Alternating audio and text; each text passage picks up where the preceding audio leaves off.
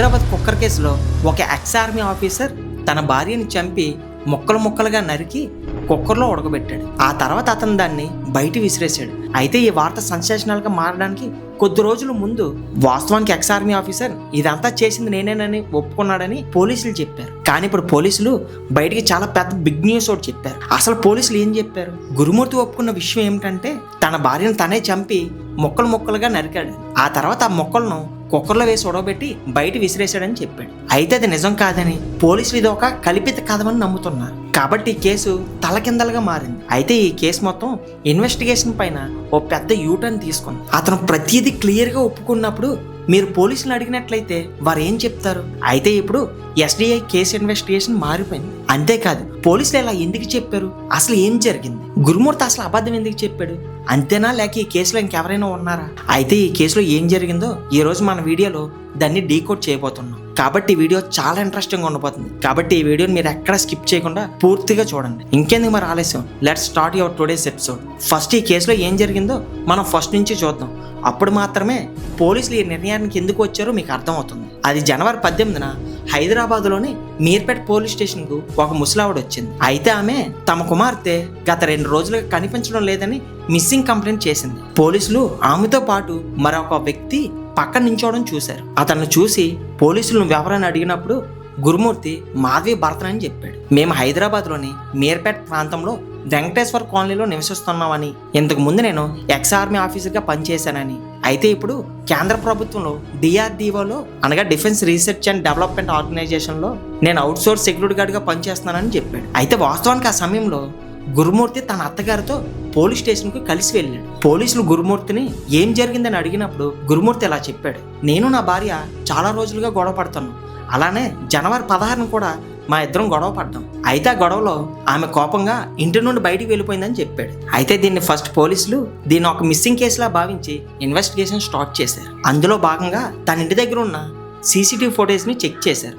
అలానే తమ ప్రాంతంలో ఉన్న సీసీటీవీ ఫుటేజ్ని కూడా చెక్ చేశారు. కానీ ఆ ఫొటోజ్లో అతని భార్య ఇంటి నుండి బయటకు వచ్చినట్టు ఎటువంటి ఫొటోస్ కనిపించలేదు. కాబట్టి పోలీసులు గురుమూర్తిని అనుమానించడం స్టార్ట్ చేశారు. వారు ఏమి దాచుకుంటా ప్రతిదీ చెప్పమని అడిగారు. కానీ గురుమూర్తి తనకి ఎటువంటి సంబంధం లేదని చెప్పాడు. వారు గొడవ పడ్డారని, దీని కారణంగా ఆమె ఇల్లు వదిలి వెళ్ళిపోయిందని చెప్పాడు. కానీ పోలీసులు ఒక స్టేజ్కి వచ్చిన తర్వాత వారు తమ స్టైల్లో ఇన్వెస్టిగేషన్ చేసినప్పుడు ఆ రోజు ఏం జరిగిందో గురుమూర్తి ఒక్కొక్కటిగా ఒప్పుకోవడం స్టార్ట్ చేశాడు. అయితే అతను ఒప్పుకోవడం చూసి పోలీసులు కూడా షాక్ అయ్యారు. అతను అలా ఒప్పుకున్న తర్వాత ఈ వార్త బయటకు వచ్చింది. ఇలా వచ్చిన వార్త అన్ని టీవీ ఛానల్స్లో, వార్తాపత్రికలో ఒకేసారిగా హెడ్లైన్స్గా మారిపోయింది. 45 సంవత్సరాల గురుమూర్తి, 35 సంవత్సరాల పుట్ట వెంకట మాధవి ఇద్దరు వివాహం చేసుకుని గత 13 సంవత్సరాలు గడిచింది.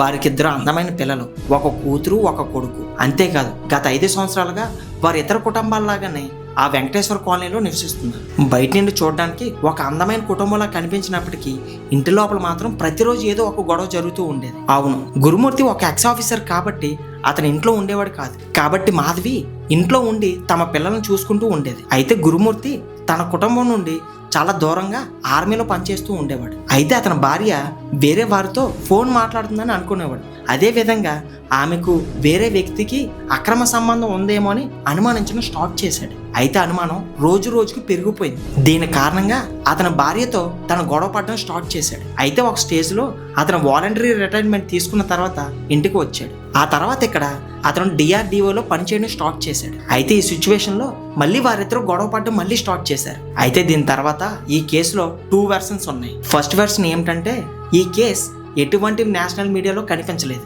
మన మీడియాలో మాత్రమే ఇలా చూపించారు. దాని అర్థం ఏమిటంటే గురుమూర్తి గత 6 నెలలుగా తన భార్యను చంపాలని ప్లాన్ చేస్తున్నాడు. అది ఎలా చంపాలో తెలుసుకోవడానికి యూట్యూబ్, హాలీవుడ్ మూవీస్ చూసేవాడు. అయితే ఒక సినిమాలో చంపే ముందు ఒక సైకో కుక్కను చంపి దాని శరీరాన్ని పారవేయడానికి ట్రైనింగ్ తీసుకున్నాడు. అది ఎలా అంటే కుక్కను ముక్కలుగా నరికి ఆ తర్వాత వేనీళ్ళేసి గట్టిగా ఉడకబెట్టి ఆ మాంసం కరిగిపోయేదాకా వేనీళ్ళు ఉంచాడని చూశాడు. అయితే ఆ స్టేజ్లో అతనికి అదే సరైనదని అనిపించి తను కూడా అదే చేద్దామనేసి ప్లాన్ చేసుకున్నాడు. అదే విధంగా ఒకరోజు తన భార్య తమ పిల్లలు బయటికి వెళ్ళినప్పుడు అతను తన వీధిలో ఒక కుక్కను చంపి దాన్ని తన ఇంటికి తీసుకెళ్లి ముక్కలుగా నరికాడు.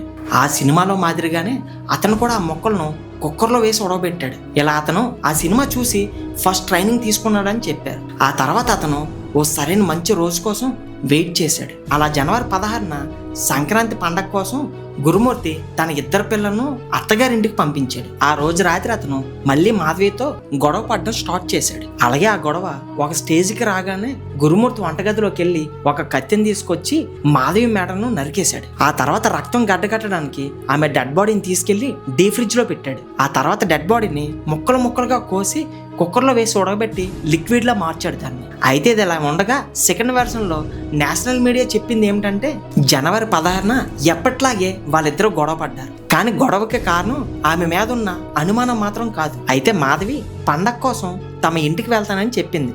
అయితే దీని కారణంగా గొడవ స్టార్ట్ అయిందని వాళ్ళు చెప్పారు. అదే విధంగా ఈ వెర్షన్ లో తమ పిల్లలిద్దరూ తన చెల్లెలి ఇంట్లో ఉన్నారని చెప్పారు. అయితే ఆ గొడవలో మాధవి ఎదురుగా గొడవ పడుతూ మాట్లాడుతుందని, ఆ వెర్షన్ లో గురుమూర్తి చాలా కోపంగా ఉండడంతో తన భార్యను జుట్టు వెనక్కి లాగి గోడకు కొట్టాడు. దీని కారణంగా ఆమె అక్కడికక్కడే చనిపోయింది. అప్పుడు గురుమూర్తి భయపడి ఏం చేయాలో తెలియక దీని నుండి ఎలా తప్పించుకోవాలని ఆలోచించడం స్టార్ట్ చేశాడు. మాధవి శరీరాన్ని బాత్రూమ్ లోకి తీసుకువెళ్లి మాంసం నరికే కత్తితోనే మాధవి శరీరాన్ని ముక్కలు ముక్కలుగా నరికేశాడు. అయితే దాన్ని బయటికి విసిరినా కూడా ఇతరులు దాన్ని కనిపెడతారు కాబట్టి ఆ ముక్కలను కుక్కర్లో పెట్టి సుమారు 5 నుండి 6 గంటల పాటు ఉడకబెట్టాడు. ఆ తర్వాత ఆ ఉడికిన ముక్కల నుండి లోపలున్న ఎముకలను సపరేట్ చేశాడు.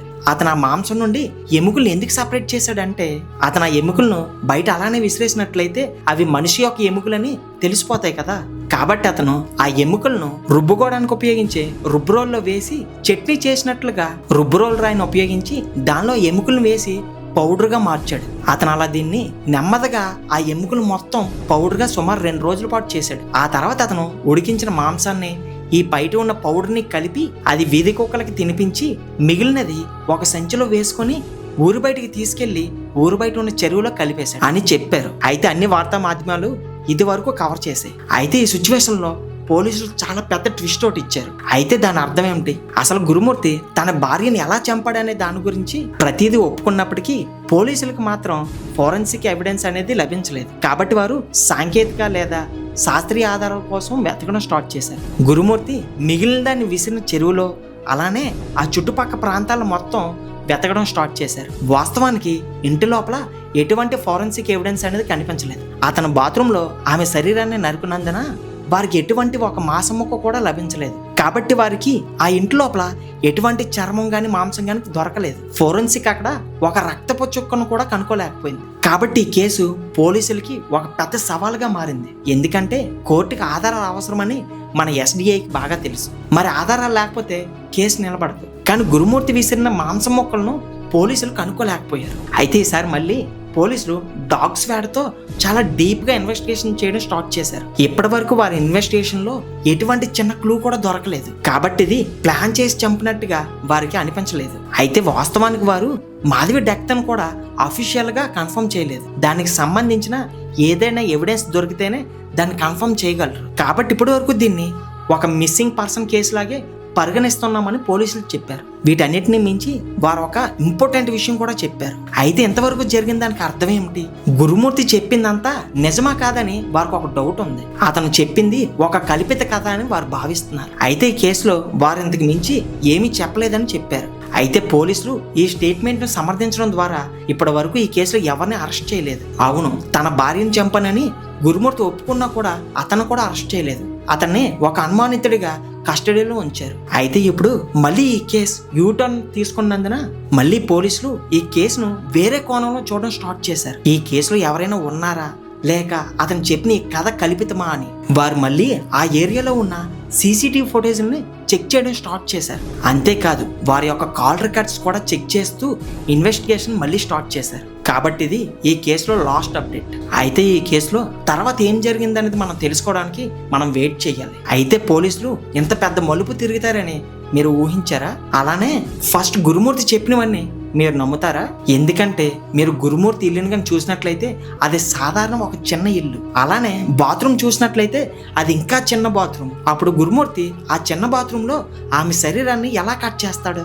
మన డౌట్కి కారణం అతని ఇంట్లో ప్రతిదీ చేసి ఉంటే ఇంట్లో ఎందుకు ఎటువంటి ఎవిడెన్స్ దొరకలేదు? అలానే ఒక రక్తపు చుక్క కూడా మనకు కనిపించలేదు ఎక్కడ. So my dear SDI and SD investigators, మీరు ఏమనుకుంటున్నారు? గురుమూర్తి చెప్పింది మీరు నిజమని అనుకుంటున్నారా లేక అది ఫేక్ అనుకుంటున్నారా? మీ అభిప్రాయాన్ని కింద కామెంట్లో తెలియచేయండి. ఈ వీడియో మీకు నచ్చినట్లయితే వీడియోని లైక్ చేసి షేర్ చేసి ఇప్పుడే మన ఛానల్ని సబ్స్క్రైబ్ చేసుకోండి.